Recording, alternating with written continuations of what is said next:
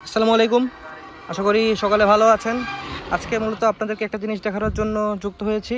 আপনারা অনেকেই জেনে থাকেন যে গ্রাম অঞ্চলগুলোতে গলিতে পাড়া মহল্লায় গিয়ে ফেরিওয়ালা বিভিন্ন ধরনের জিনিস বিক্রি করে থাকে।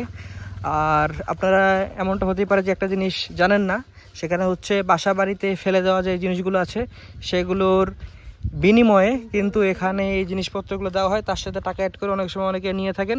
আরেকটা যে জিনিস সেটা হচ্ছে বাসা বাড়ির যে নারীরা আছেন তাদের মাথা থেকে চুল পড়ে, এটা সবার মাথা থেকেই পড়ে। ছেলেদের চুলগুলো কিনে নেওয়া না হলেও এখানে কিন্তু মেয়েদের চুলগুলো কিনে নেওয়া হয়। টাকা অনুযায়ী এখানে জিনিসপত্র দেওয়া হয়, 500 টাকা কেজি করে মনে হয় এগুলো কিনে নেওয়া হয়। তো তার ওই জায়গা থেকে আমি দেখানোর চেষ্টা করলাম। এই ভিডিওটি করার সময় লোটি লজ্জা পাচ্ছিল, সে চলে গেল। শুনুন কি বলছে এখানে। মা বোনদের জন্য দারুণ এক সুখবর। নষ্ট মোবাইল, মাথার চুল দিয়ে স্টিলের থালা বাসন দেওয়া হয়।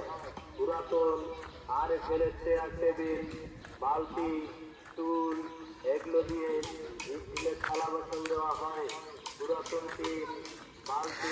তো ইনি যেটা বললো সেখানে হচ্ছে মাথার চুল, নষ্ট চেয়ার, নষ্ট মোবাইল, নষ্ট থালা বাসন, এগুলোর বিনিময়ে থালা বাসন দেয়া হচ্ছে। তো আশা করি আপনারা বুঝতে পারলেন, শহরাঞ্চলে এমনটা দেখা না গেলেও গ্রাম অঞ্চলে কিন্তু এমনটা দেখা যায়। যদিও নিজের মাথার চুল বিক্রি করা অনেকটাই অনুচিত, তারপরও যারা গ্রামে থাকেন অনেকটা না বুঝেই তারা অনেক সময় নিজের মাথার চুলের বিনিময়ে থালা বাসন নিয়ে থাকেন। ভাঙাচুরা এগুলো বিক্রি করতেই পারেন, কিন্তু নষ্ট মোবাইল যারা বিক্রি করে বিভিন্ন থালা বাসন নেন, এক্সচেঞ্জ করে নেন, সেক্ষেত্রে কিন্তু এই দোকানদার ফেরিওয়ালা যারা আছে তাদের প্রচুর লাভ হয়, সেটা অনেকেই বুঝতে পারেন না। তো সেই জায়গা থেকে আজকের এই মুহূর্তটা আপনাদের সামনে তুলে ধরলাম।